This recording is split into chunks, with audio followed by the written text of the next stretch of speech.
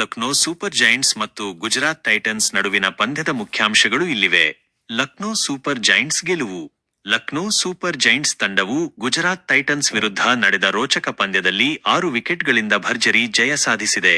ಗುಜರಾತ್ ನೀಡಿದ್ದ 181 ರನ್ಗಳ ಗುರಿಯನ್ನು ಲಕ್ನೋ ತಂಡವು ಇನ್ನೂ 3 ಎಸೆತಗಳು ಬಾಕಿ ಇರುವಂತೆಯೇ ಬೆನ್ನಟ್ಟಿ ಗೆಲುವು ತನ್ನದಾಗಿಸಿಕೊಂಡಿತು. ಈ ಗೆಲುವಿನಲ್ಲಿ ಪ್ರಮುಖ ಪಾತ್ರ ವಹಿಸಿದವರೆಂದರೆ ಐಡನ್ ಮಾರ್ಕ್ರಾಮ್ ಮತ್ತು ನಿಕೋಲಸ್ ಪೂರನ್. ಇಬ್ಬರೂ ಆಕರ್ಷಕ ಅರ್ಧಶತಕಗಳನ್ನು ಸಿಡಿಸಿ ತಂಡವನ್ನು ಗೆಲುವಿನ ದಡ ಮುಟ್ಟಿಸಿದರು. ಪಂದ್ಯದ ಸಂಕ್ಷಿಪ್ತ ವಿವರ. ಟಾಸ್ ಗೆದ್ದ ಲಕ್ನೋ ಸೂಪರ್ ಜೈಂಟ್ಸ್ ಮೊದಲು ಬೌಲಿಂಗ್ ಆಯ್ಕೆ ಮಾಡಿಕೊಂಡಿತು. ಮೊದಲು ಬ್ಯಾಟ್ ಮಾಡಿದ ಗುಜರಾತ್ ಟೈಟನ್ಸ್ ಪರವಾಗಿ ಸಾಯಿ ಸುದರ್ಶನ್ ಮತ್ತು ಶುಭಮನ್ ಗಿಲ್ ಅರ್ಧಶತಕಗಳನ್ನು ಗಳಿಸಿದರು. ಇವರಿಬ್ಬರ ಉತ್ತಮ ಬ್ಯಾಟಿಂಗ್ನಿಂದ ಗುಜರಾತ್ ತಂಡವು 20 ಓವರ್ಗಳಲ್ಲಿ 180 ರನ್ ಗಳಿಸಿತು.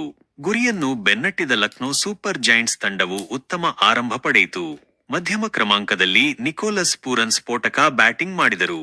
ಅವರು ಕೇವಲ 34 ಎಸೆತಗಳಲ್ಲಿ 1 ಬೌಂಡರಿ ಮತ್ತು 7 ಸಿಕ್ಸರ್ಗಳೊಂದಿಗೆ 61 ರನ್ ಗಳಿಸಿ ಮಿಂಚಿದರು. ಅವರಿಗೆ ಉತ್ತಮ ಸಾಥ್ ನೀಡಿದ ಐಡನ್ ಮಾರ್ಕ್ರಾಮ್ ಕೂಡ ಅರ್ಧಶತಕ ಸಿಡಿಸಿದರು. ಅವರು 31 ಎಸೆತಗಳಲ್ಲಿ 9 ಬೌಂಡರಿ ಮತ್ತು 1 ಸಿಕ್ಸರ್ ನೆರವಿನಿಂದ 58 ರನ್ ಗಳಿಸಿದರು.